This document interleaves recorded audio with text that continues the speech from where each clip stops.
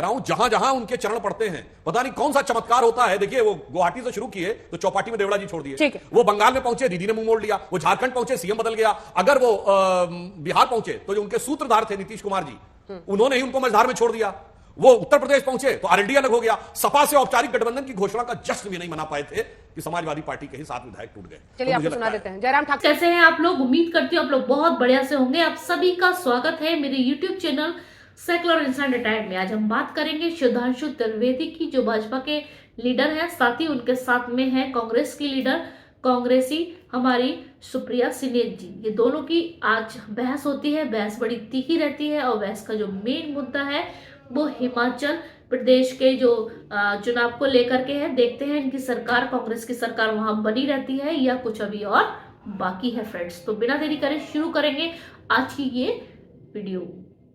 सुप्रिया जी, एक स्थिति तो ऐसा पैदा हो गई ना, मतलब शायद ही बहुत कम उदाहरण है देश में जहां पर जिस पार्टी का शासन हो राज्य में वही पार्टी अपने राज्यसभा कैंडिडेट को जिता ना पाए। मुझे लगता है जिस तरह की मिट्टी पलीद और जिस तरह की किरकिरी तथाकथित फर्जी चाणक्य की हुई है हिमाचल में, और मैं अमित शाह जी की बात कर रही हूं, उससे भाजपा को एक सबक सीखना चाहिए। हमसे चूक हुई क्योंकि हम ये नहीं सोच पाए कि ये इतना गिर जाएंगे। हमें सोच लेना चाहिए था कि जब हमारे 43 थे, इनके 25 थे, जब ये कैंडिडेट खड़ा कर रहे थे तब शायद आंकना चाहिए था। वहां पे हमसे थोड़ी चूक हुई।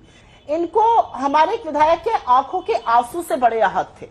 सुधांशु जी, जो 50 लाख लोगों ने उत्तर प्रदेश में पुलिस का पर्चा बढ़ा था, जो अब कैंसिल हो गई परीक्षा क्योंकि आप एक परीक्षा नहीं करा पाए 5 सालों में, 7 सालों में, उनके आंसू दिखे आपको? 50 लाख युवाओं के, उन 14 लाख युवाओं के आंसू दिख रहे हैं जो आरओ एआरओ के लिए आज भी लखनऊ के इको गार्डन में प्रदर्शन कर रहे हैं। पर्चा लीक हो गया, परीक्षा कैंसिल नहीं हो रही और लाठी खा रहे हैं। आज अधिकांश लोग इसको चाणक्य नीति कहते हैं। मुझे लगता है ये बड़ा गलीचपना है।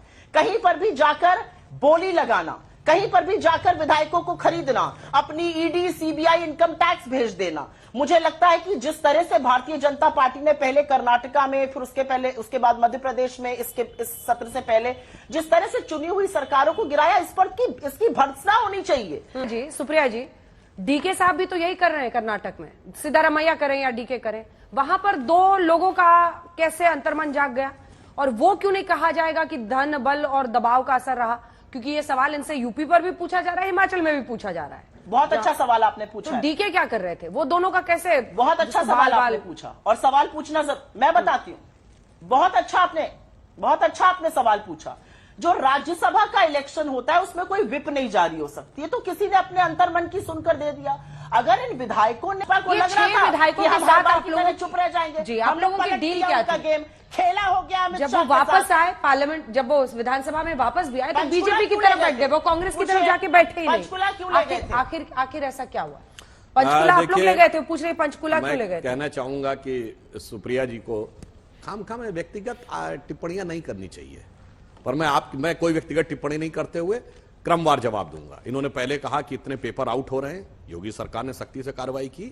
हमारी सरकार वो नहीं है कि राजस्थान में 20 पेपर आउट हुए, उसके बाद चीफ मिनिस्टर क्या कहता, मैं जादूगर हूं। ये जादूगर हूं हमारे किसी सीएम ने नहीं कहा था। दूसरा, आपने कहा किसानों के लिए एमएसपी के ऊपर, तो मैं कहना चाहता हूं इंडी गठबंधन की सरकार है पंजाब में, एमएसपी लीगल कर दे, कौन रोक रहा है? हमने यूसीसी उत्तराखंड में लागू कर दिया, हमने असम में अपना स्थानीय लॉ बना दिया। और मैं पूछना चाहता हूं केरल में एमएसपी है क्या, जहां से राहुल गांधी सांसद है? नहीं है, यानी तथाकथित काला कानून है। तो मैं क्रमवार इनको जवाब देता चला जा रहा हूं। अगला, इन्होंने कहा कि आपको पता है कि एक्साइज का कितना है, 5,900 यानी कितना करोड़ रुपए बताया हिमाचल से, और ये और बढ़ जाएगा।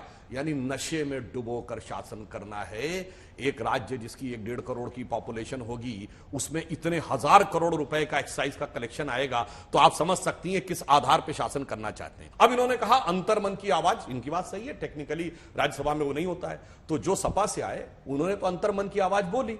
उन्होंने कहा समाजवादी पार्टी में हिंदू धर्म और इसके बारे में जिस प्रकार की अनाप शनाप बातें बोली जा रही थी, उसे बर्दाश्त करना हमारे लिए मुश्किल हो गया था। और उन्होंने, अब सुनिए, एक और मैं सुनिए तो, और उन्होंने वोट डालने के बाद, मैं तो वहां था प्रत्याशी के रूप में, उन्होंने जय श्री राम का नारा भी लगाया।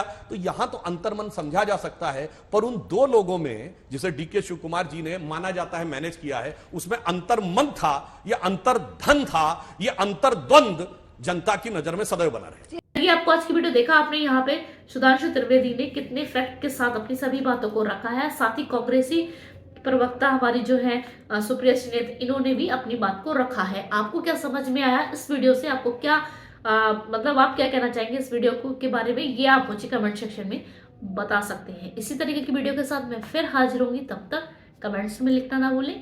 जय हिंद।